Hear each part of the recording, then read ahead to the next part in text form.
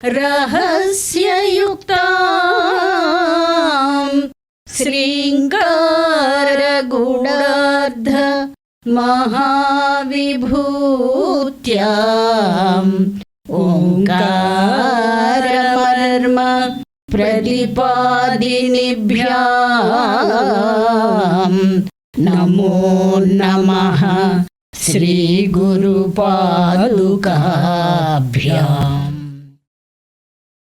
तव स्तन्यं मन्ये धरणिधर कन्ये हृदयतः वयपारावारः परिहतति सारस्वतमिव दयावत्या दत्तं द्रविडशिशुरास्वादतवयत् कवीनां प्रौढानाम् अजननि कमनीय कवयता।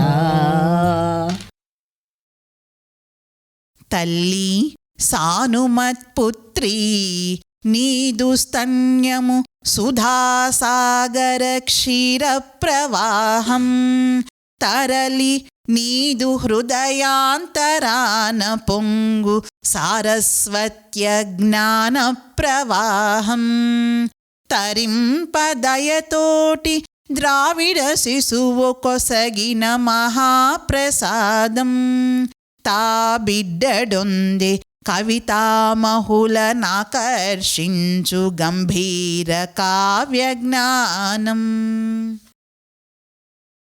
పర్వతరాజపుత్రి అయిన ఓ జగన్మాత, నీ చనుబాల నుండి ఉద్భవించే క్షీరము పాలసముద్రం వంటి నీ హృదయం నుంచి పుట్టి పొరలి వచ్చే అమృతధారల రూపమైన సర్వకళా విరాజితమైన సారస్వత ప్రవాహంగా తలచుతాను. అట్టి నీ చనుబాలను త్రాగినవాడైన ద్రావిడ శిశువు ప్రౌఢులైన కవీశ్వరులలోకెల్లా మిగులు రమణీయంగా కవిత్వం చెప్పే కవిగా విరాజిల్లగలిగాడు తల్లి.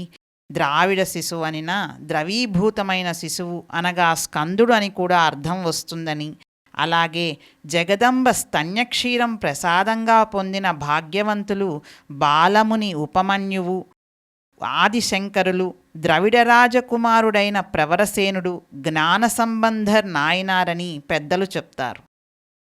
సర్వమంగళమాంగళ్యే శివే సర్వార్థసాధకే శరణ్యే త్రయంబకే గౌరీ నారాయణి నమోస్తుతే.